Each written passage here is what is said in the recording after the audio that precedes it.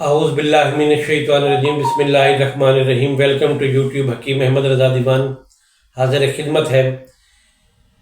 آج کا جو میں نسخہ لایا ہوں وہ ایسے افراد کے لیے ہے جن کو مادہ تولید کی کثرت کی وجہ سے، یعنی کہ مادہ تولید کی کثرت سے جو لوگ ضائع کر چکے ہیں، جنہوں نے مادہ تولید کا ضیاع کیا ہے کثرت کے ساتھ، اور ان کا جگر وہ اب مطلوبہ مقدار میں خون پیدا نہیں کرتا، ان کا جگر وہ کمزور ہے، ان کا بلڈ پریشر اکثر لو رہتا ہے، ان لوگوں پر خوف کی کیفیت سی طاری رہتی ہے، وہ لوگ بزدل ہو چکے ہیں، ان کی جو ظاہری صحت اور کنڈیشن ہے وہ بھی ٹھیک نہیں ہے، یعنی کہ انتہائی دبلے پتلے ہو چکے ہیں، کیونکہ جگر ان کا کمزور ہو چکا ہے، جگر مطلوبہ مقدار میں خون پیدا نہیں کر رہا۔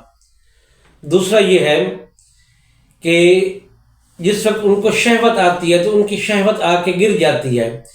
جس طریقے سے نفس کے اندر ایک انتشار کی کیفیت ہوتی ہے، ایک سختی کی کیفیت ہوتی ہے، ایک تناؤ کی کیفیت ہوتی ہے، اریکشن کی کیفیت ہوتی ہے، وہ ان کے نفس کے اندر نہیں ہوتی۔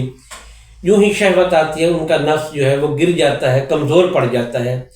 کیوں کہ پیچھے سے جو بلڈ ہے، جو جگر کی کارکردگی ہے، وہ اس کا ساتھ نہیں دے رہی۔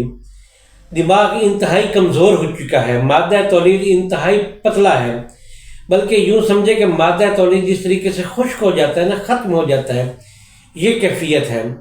انسان کے جسم کے اندر وہ خشکی بہت زیادہ بڑھ گئی ہے۔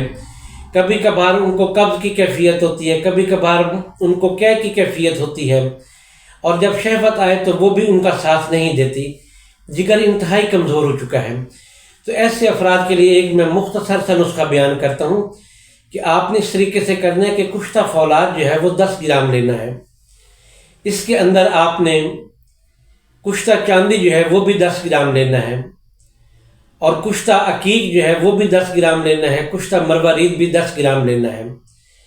اب ان تمام تر چیزوں کے مثلا اگر یہ تمام تر چیزیں 40 گرام ہیں تو آپ نے ستاور وہ 80 گرام لینی ہے۔ ان تمام چیزوں کو مکس کر کے 100 گرام کوزہ مصری شامل کریں۔ اس کی قریباً ایک چنے کی مقدار وہ صبح نہار اور عصر کے ٹائم، یعنی کہ لسی کے ساتھ بھی استعمال کر سکتے ہیں، اور دودھ کے ساتھ بھی، نیم گرم دودھ کے ساتھ بھی استعمال کر سکتے ہیں۔